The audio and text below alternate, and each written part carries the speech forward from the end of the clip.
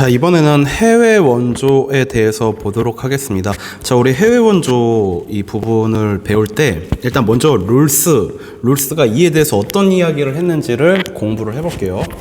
근데 먼저 룰스가 해외 원조에 대해서 어떤 얘기를 했는지를 알기 전에 좀 더 크게 룰스는 만민법이라는 책을 썼거든요. 자, 만민법이 뭐냐면, 자, 거기다 이렇게 쓰세요. 만민법이라는 책의 핵심 질문은 이거였습니다. 어떠한 국제관계가 정의로운가?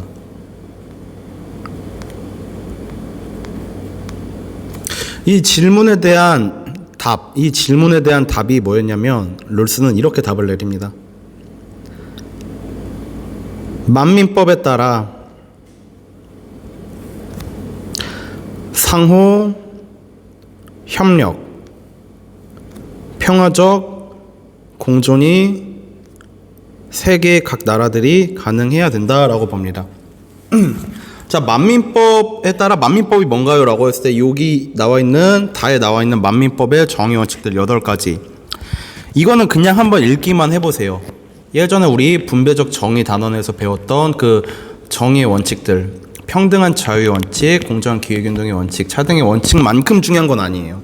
그래서 그냥 요런 것들이 있구나. 그냥 국가 간의 관계에서 이런 것들을 지켜주면 함께 평화적 공존이 가능하겠구나 라는 정도만 알면 돼요. 한마디로 만민법은 뭐냐면 국제법입니다. 국제법. 근데 여기 이 책에서 신기한 게 있어요. 뭐냐면 룰스는 국가라는 표현을 안 쓰고요, 이거를 만민이라는 표현으로 씁니다. 국가라는 표현을 안 쓰고 만민이라는 표현을 써요. 국가는 영어로 하면 state, 만민은 이렇게 나와 있습니다. 그 책에 보면. 도대체 어떤 차이가 있을까라고 했을 때 이제 롤스가 봤을 때 국가라고 표현을 하면 마치 그 현실주의 국제관계 이론에서 현실주의 배웠던 거 기억나시죠? 그런 현실주의에서의 국가의 모습 같이 여겨졌고요. 자기가 표현한 만민은 뭐냐면 자기 국가의 합리적 이익을 추구를 하면서도 앞에 또 하나의 말이 들어갑니다. 무슨 말이 들어가냐면 합당하게 자기 국가 이익을 추구한대요. 자기 국가 이익을 그냥 무조건 추구하는 게 아니라 합당하게 한대요. 합당하게가 뭘까라고 했을 때, 자, 합당하게라는 말 보면은 이게 룰스가 자주 표현하는 말인데, 일단 무엇이 정의로운 것인지에 대한 그 관점을 갖고 있고요. 그 정의로운 것을 따를 수 있는 도덕적 능력도 갖추고 있는 사람들 또는 국가들에게 합당하다라는 말을 쓰는데, 여기에 만민이라는 게 이제 그 밑에 상호성의 기준과 원칙이라고 쓰세요. 상호성의 기준과 원칙, 이 말이 무슨 말이죠? 자, 거기 필기하세요. 내가 상대방에게 제시한 기준과 원칙이 나도 나뿐만 아니라 상대방도 다 같이 받아들일 만한 정당한 것인가? 이 질문에 오케이가 돼야 됩니다. 즉, 앞에서 국가는 자기 국가의 합리적 이익만을 추구할 뿐이야. 근데 만민은 뭐죠? 함께 할 수 있는 그러한 자기 국가 이익을 추구하면서도 함께 할 수 있는 것. 여기서 말하는 함께 지킬 수 있는 기준과 원칙이 뭐냐면 이 만민법의 정의 원칙이죠. 여기 만민법에서는 만약에 분배적 정의 파트에서 이 합당하다 이런 말이 나오면 그때의 기준과 원칙은 그 분배 정의 원칙이 되겠죠. 자, 보도록 하겠습니다. 자, 그렇다면 세계에 있는 그 모든 나라들의 국제관계가 어떻게 되어야 되는지를 이제 이야기를 한 건데, 앞에 쌤 자유입헌 민주사회라는 말이 나오는데 이게 뭔가요? 라고 하면 룰스는 그 분배적 정의 파트에서 정의의 원칙에 따라서 분배가 이루어지는 사회가 올바른 사회라고 이야기를 했고요. 그 사회가 자유 입헌 민주주의 사회라고도 우리는 배웠습니다. 그렇기 때문에 롤스에게 있어서 가장 이상적인 그 국가의 모습은 자유 입헌 민주주의 국가입니다. 그렇기 때문에 자유 입헌 민주주의 사회 입장에서 본 국제사회 정의에 관한 이론, 만민법에 따라 상호협력 평화적 공존이 가능한 그런 국제관계를 꿈꾸면서 이 만민법이라는 책을 썼는데, 세계에 있는 모든 나라들은 크게 5가지 국가 형태로 나뉠 수 있다고 봐요. 첫 번째, 자유주의 사회는 어떤 사회냐? 아까부터 계속 얘기했던 그 평등한 자유의 원칙, 공정한 기회균 등 차등의 원칙, 그 정의의 원칙에 따라 운영되는 사회가 첫 번째 자유주의 사회입니다. 그리고요, 적정 수준의 위계적 사회, 어떤 사회인지는 조금 이따가 우리가 자세하게 볼게요. 일단은 이렇게만 필기 하세요. 정의의 원칙에 따라 운영되진 않지만 인권이 존중되고 그 국가 구성원들의 정치 참여가 가능한 그런 국가를 적정 수준의 위계적 국가라고 합니다. 자, 세 번째, 무법 국가는 요 밑에 있는 만민법의 정의 원칙들 있죠. 그런 만민법의 협력을 거부하고요. 어떻게 하냐? 완전 무법적으로 팽창주의적, 영토를 확장하기 위한, 영향력을 확장하기 위한 공격적 전쟁을 할 뿐만 아니라 또는 그 나라 구성원들의 인권 존중이 이루어지지 않는 그런 국가를 무법 국가라고 합니다. 자, 네 번째는 불리한 여건으로 인해 고통받고 있는 사회는 어떤 사회냐면 그 나라의 정치적, 경제적 상황 때문에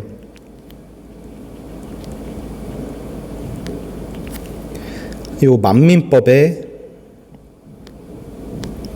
협력 자체가 어려워요. 자, 다섯 번째 사회는 쌤이 이거 지웠죠. 왜냐하면 이 나라는 국가 구성원의 인권 존중은 해. 근데 국가 구성원들의 정치 참여는 어려운 그런 사회를 자애라는 말이 부모가 마치 자식한테 해주던 그 사랑처럼 위에서 아래 그 구별이 확실한 거죠. 그래서 모든 사회 그 구성원들의 정치 참여가 되지는 않는 요 두 번째부터 다섯 번째 사회까지는 이제 비자유주의 사회예요.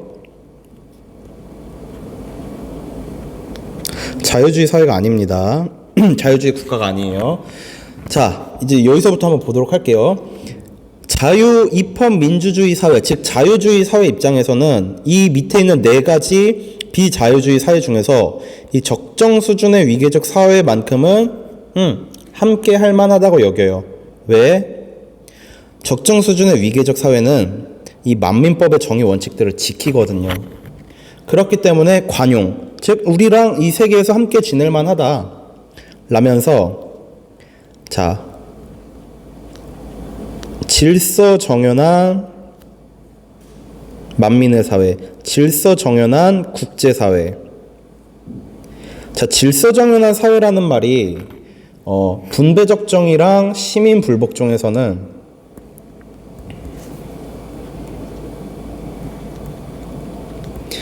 국내적 차원, 이때는 계속 얘기하죠. 그 두 가지 정의 원칙들.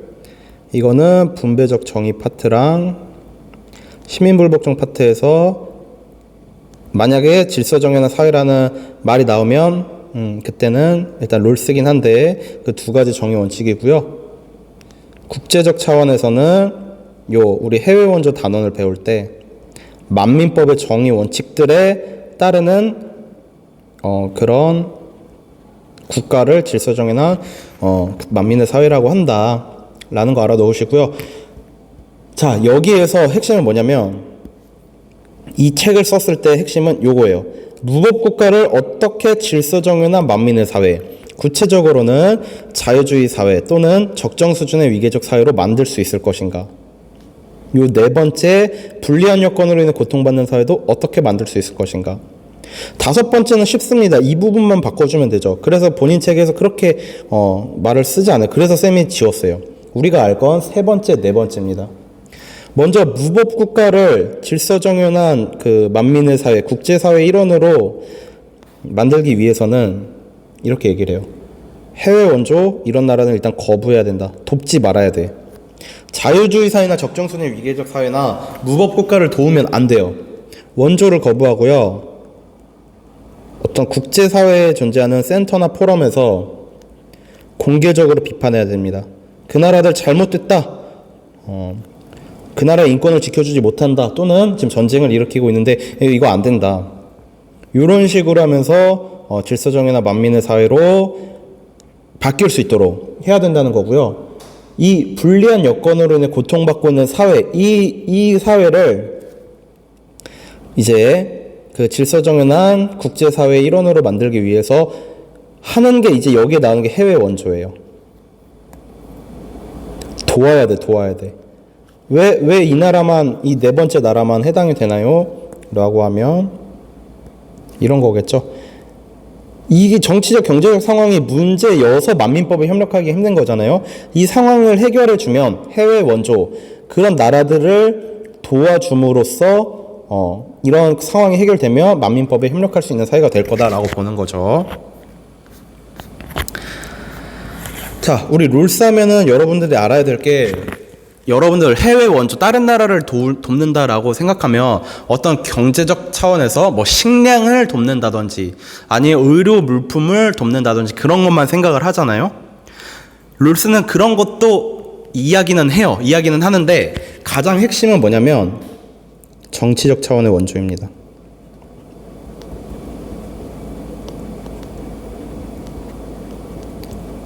아니 왜 경제적 차원의 원조도 물론 이야기하지만 왜 정치적 차원의 원조를 그렇게 룰스는 이렇게 얘기를 하나요? 라고 하면 이런 겁니다.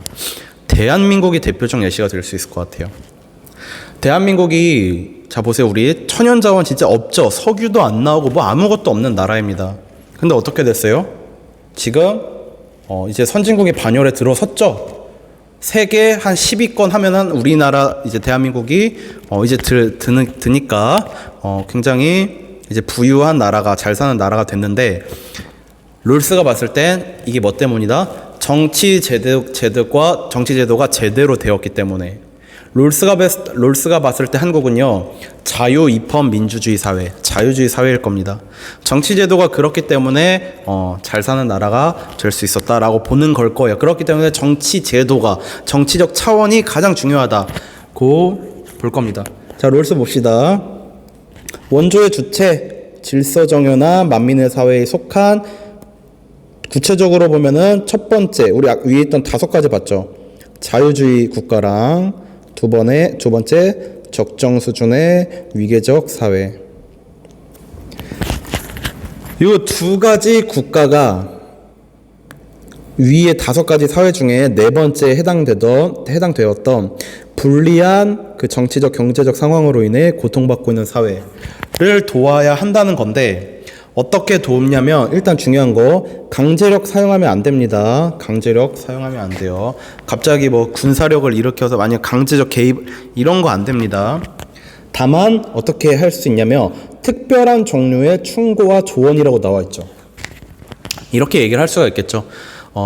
지금 이제 당신의 나라를 보니까 정치 제도가 이 부분이 요렇게 개선되면 요렇게 개선이 되면 더 나아질 것 같다. 이런 식으로 정치 제도를 개선할 수 있게 충고와 조언을 하는 것이 여기에 나와 있는 게 될 수가 있겠고요.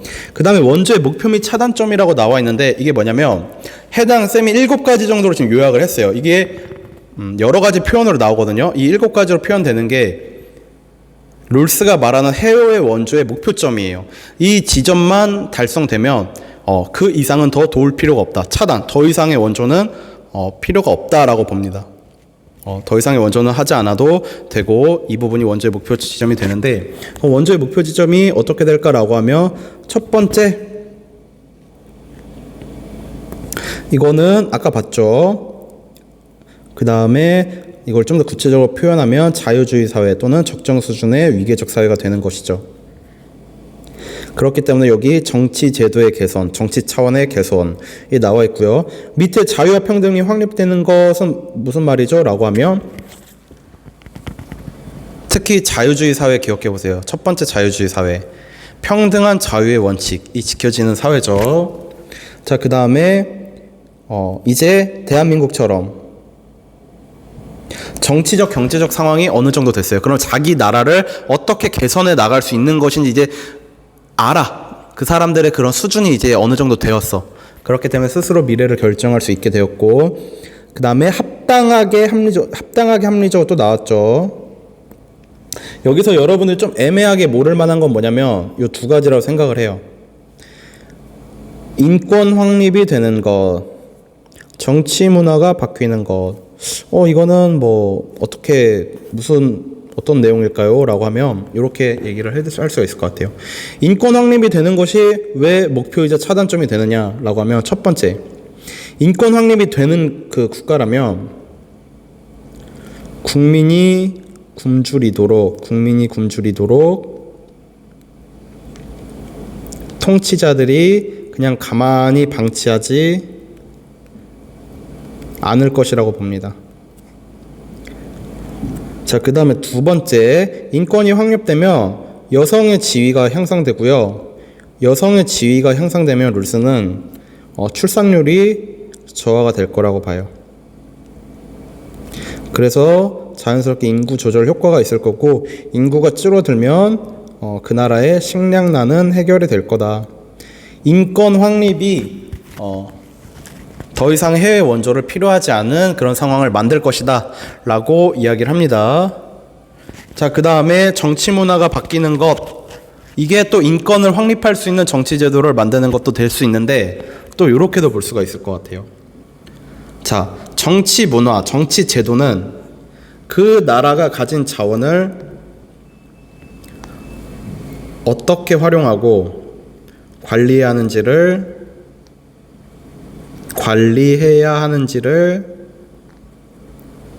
결정을 할 겁니다. 만약에 어떤 나라 국가에 기아, 굶주림의 문제가 있어요. 기아, 굶주림의 문제.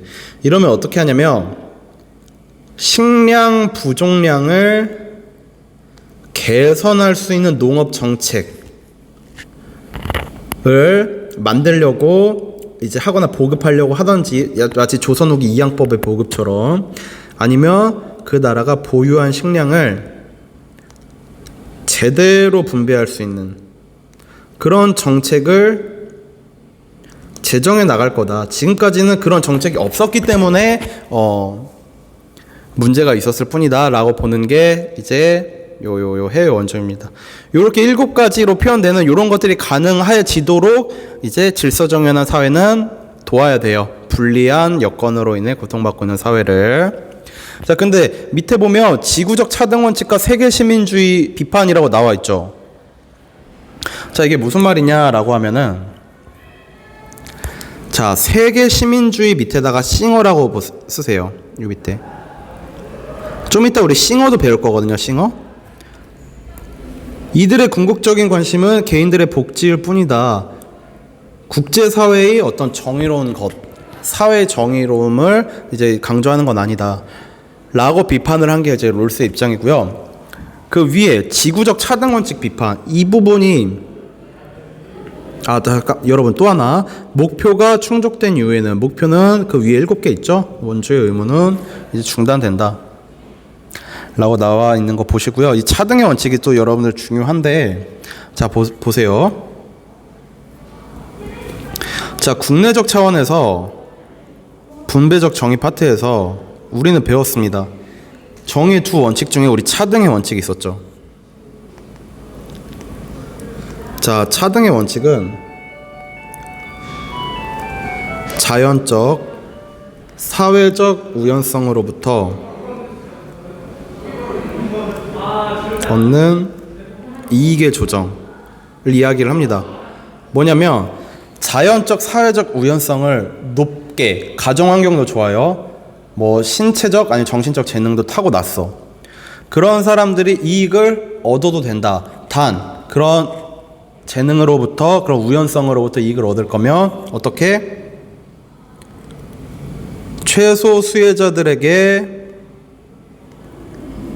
최대 이익이 가도록 본인의 이익 중에 일부를 이렇게 복지 정책에 쓰일 수 있도록 해야 된다라는 건데, 그렇다면 이와 같은 논리로 룰스를 공부하는 사람들이 그럼 국제적 차원에서도 차등의 원칙이 존재하지 않느냐, 이 국제적 차원에서 차등의 원칙이 이제 지구적 차등 원칙이 되겠죠.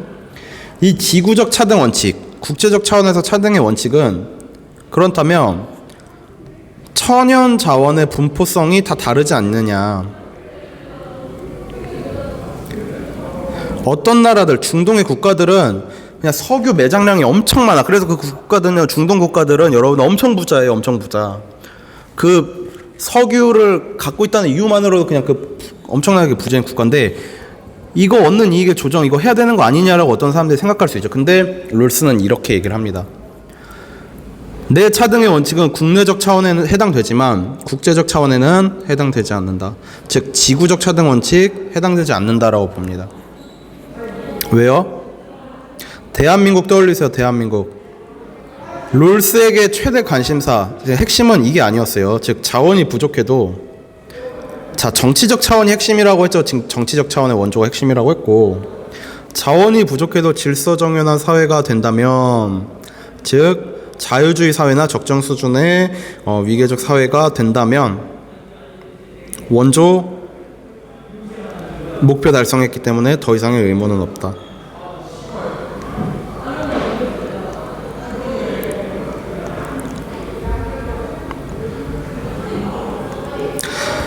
오케이, 일단은 롤스는 여기까지 보면 될 것 같아요. 여기까지. 자, 필기 하시고